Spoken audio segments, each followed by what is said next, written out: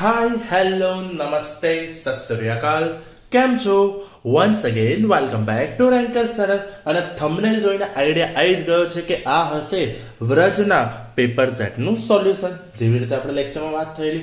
So welcome to DM but English medium group tuition. અને તમને ખબર છે કે આપણે ઓલમોસ્ટ 50 થી 60% સિલેબસ સાયન્સ સબ્જેક્ટમાં પતી ગયો છે. હવે આપણને કેટલું આવડે છે એના માટે જિંદગી તો પરીક્ષા લે છે જ લે છે, સાથે સાથે બોર્ડ પણ પરીક્ષા લેવાની છે. તો SA1 માટેના એક્ઝામ માટે ફર્સ્ટ એક્ઝામ જેને કહેવાય સ્કૂલની SA1 એના માટે રિઝલ્ટ ઓરિએન્ટેડ પેપર સેટ વ્રજે આપેલા છે, જેમાં સાયન્સના ટોટલ 5 પેપર છે બાળકો, અને 5 પેપરના 16 માર્કના ટોટલ 16 માર્ક જેટલા MCQ એટલે કે ઓબ્જેક્ટિવ્સ આપેલા છે.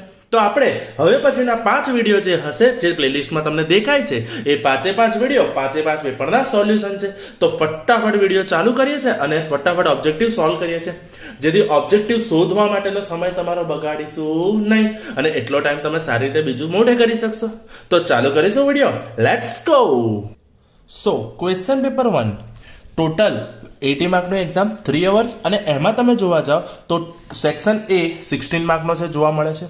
જુઓ 1 to 16 જે 16 માર્કર ઓબ્જેક્ટિવ છે. પછી સેક્શન B છે, આપણે સેક્શનની સોલ્યુશનની શરૂઆત કરીશું. તો સૌથી પહેલા તમને સેક્શન A માં શું કીધું છે, ચલો તો give the formula of rust. Give the formula of rust. તો રસ્ટ માને oxidised ion, so it will be known as Fe2O3 into XH2O, जिसको हाइड्रेटेड फेरिक ऑक्साइड भी बोलते हैं, हाइड्रेटेड फेरिक ऑक्साइड भी बोल सकते हैं. दूसरी, विच ऑर्गेनिज्म हो सेप्रोफ्राइट न्यूट्रिशन. ओके, सेप्रोफ्राइट न्यूट्रिशन के लिए क्या होता है, वो जो भी डेड ऑर्गेनिज्म है उसके ऊपर डिपेंड रहते हैं, उससे वो अपना खाना बनाते हैं. So fungi and bacteria they are known as saprophyte. Okay, चलो तीसरे पे बढ़ते हैं. Give type and power of the lens having focal length -40 centimetre. यहाँ पे बोला गया -40 सेंटीमीटर है, सो आपका फोकस है -40 सेंटीमीटर. अभी देखो पावर फाइंड करना है तो ये सेंटीमीटर को सबसे पहले हमें मीटर में कन्वर्ट करना पड़ेगा. सो ये 40 सेंटीमीटर मीटर में ऐसा हो जाएगा -40/100 मीटर, क्योंकि 1 मीटर का 100 सेंटीमीटर होता है. तो सेंटीमीटर में से मीटर में जाने के लिए हमें 100 से डिवाइड करना पड़ता है. अभी देखो तो पावर फाइंड करना है, P = 1/F, so it will be 1/-40/100. सो ये डिनोमिनेटर का डिनोमिनेटर न्यूमरेटर में जाएगा, सो 100/40 हो जाएगा. इजी चीज है, कैंसल आउट. ओके, चलो इतनी बात समझ में आ गई. सो यहाँ पे क्या होगा बेटा, देखो 4 है 2 है 10 है 4 है, यानी ये हो जाएगा -2.5 डायोप्टर, -2.5 डायोप्टर. जहाँ पे ये नेगेटिव साइन क्या इंडिकेट करती है, लेंस मस्ट बी कॉनकेव, क्योंकि कॉनकेव लेंस का पावर माइनस होता है और कॉन्वेक्स का प्लस होता है. तो ये हो गया थर्ड. फोर्थ पे बढ़ते हैं. Give 2 components of ecosystem. So 2 component में होते हैं बायोटिक अबायोटिक, यानी जो जिंदा है और जो मर चुके हैं. जैसे कि समझ लो कि हम हैं बायोटिक और ये पेन है अबायोटिक. खत्म. इतनी बात समझ में आ गई. ओके, चलो ये हो गया हमारे 4 क्वेश्चन आंसर इन शॉर्ट. अभी देखो 4 हो गए MCQ, fill in the blank, सब 4 के पैर में होते हैं.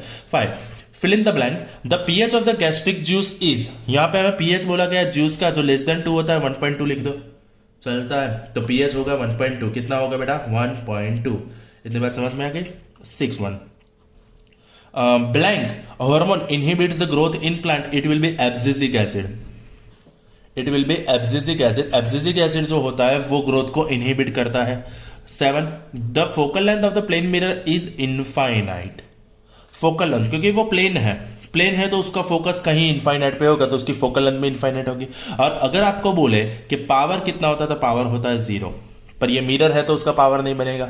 समझ रहे हो. अगर आपको बोले कि प्लेन लेंस बनाया है जैसे कि ग्लास स्लैब, और उसका पावर पूछे तो 0 होता है, ठीक है. पर ये एक्स्ट्रा कंसेप्ट है, अभी ये आंसर है इनफाइनाइट. प्लेन मिरर है, इसलिए फिर से बोल रहा हूं, मिरर है, लेंस का पावर होता है, मिरर का पावर नहीं होता है. आगे मायोपिया इज नोन एज, समझ लो. सो मायोपिया को और किस साइड से बोला जाता है, तो उसको बोला जाता है नियर साइटनेस. नियर साइटनेस यानी आपको नजदीक का क्लियर नहीं दिखता है, आप नजदीक के अंधे हो जाते हैं. आगे बढ़ते हैं. Iodine is a lustrous metal. अरे क्या गलत बात बोल रहे हैं भाई, फॉल्स है. आयोडीन मेटल ही नहीं है, लस से रस तो दूर की बात है। 10वां, in insecticidal plant response to touch depend on growth नहीं। ओके सबसे पहले समझ लो इंसेक्टिसाइडल प्लांट क्या होता है। जो इंसेक्ट, ये इस तरह से प्लांट होता है, जैसे ही इंसेक्ट यहाँ पे बैठता है बंद हो जाता है और वो खा जाता है इंसेक्ट को, पर ये ग्रोथ के लिए नहीं होता, ये टच टू रिस्पॉन्स होता है, ठीक है। Okay 11, Tyndall effect observe in true solution नहीं, वो ट्रू सॉल्यूशन में नहीं दिखता है, ये वापस से पूछेंगे, ध्यान रखना। 12 number, the SI unit of electric current is coulomb. क्या बात कर रहे हो, करंट का यूनिट क्या होता है बेटा, तो करंट का यूनिट होता है एम्पियर। क्या होता है, एम्पियर, क्योंकि चार्ज का यूनिट होता है कूलम, तो करंट का होता है कूलम पर सेकंड और वी कैन से एम्पियर। सो यहाँ पे चारों गलत है, चीज ही गलत बताते हैं, क्या बात करते हो। चलो Fe2O3 plus 2Al gives Al2O3 plus 2Fe। Okay समझ लो। सो यहाँ पे ये कौन सा रिएक्शन है, कॉम्बिनेशन नहीं, क्योंकि यहाँ पे दो प्रोडक्ट मिल रहे हैं हमें। ओके दो रिएक्टेंट है। अभी देखो डबल डिस्प्लेसमेंट नहीं, डीकंपोजिशन नहीं, डिस्प्लेसमेंट हाँ जी, एल्यूमिनियम जो है वो आयन को डिस्प्लेस कर रहा है, तो इसको डिस्प्लेसमेंट बोल सकते हैं, यानी ऑप्शन डी तो हमारा सही बन जाता है। साथ में समझिए ये रेडॉक्स है, ये कौन सी प्रोसेस है, रेडॉक्स भी है, ये एक्सोथर्मिक भी है, इस तरह से भी पूछ सकते हैं, रेडॉक्स, एक्सोथर्मिक, डिस्प्लेसमेंट, ऑल, तो उसमें ऑल आएगा, पर यहां पे ये डिस्प्लेसमेंट है। 14, which pair give displacement reaction, तो हमें यहां पे देखना है NaCl है प्लस कॉपर है, चलो MgCl2 है प्लस एल्यूमिनियम है, FeSO4 है प्लस Ag है और AgNO3 है प्लस Cu है। एक्सप्लेनेशन इसलिए दे रहा हूं ताकि आपको एग्जाम में आए तो पता चले। ओके हमारा एक्टिविटी सीरीज के नाकामा जी एल्यूमिनियम जिंक आले का पा गोल्ड आ गया, तो ये होती है हमारी एक्टिविटी सीरीज, रिएक्टिविटी सीरीज बोल सकते हैं, ठीक है। अब देखा जाए तो कॉपर और सोडियम है, कॉपर कहाँ पे है भैया, कॉपर यहाँ पे है, सोडियम यहाँ पे, तो ये सोडियम ज्यादा एक्टिव है, ये डिस्प्लेस नहीं कर पाएगा। Mg है Al है, Mg स्ट्रॉन्ग है तो ये भी डिस्प्लेस नहीं कर पाएगा। Fe है Ag है, Fe है Ag है, सिल्वर कहाँ डिस्प्लेस कर पाएगा, सिल्वर गोल्ड कुछ नहीं कर पाते, लेकिन कॉपर Ag हाँ जी, तो ये copper is more reactive than Ag, सो ये रिएक्ट कर पाएगा, यानी ऑप्शन डी फिर से सही बन गया, चलो सही है।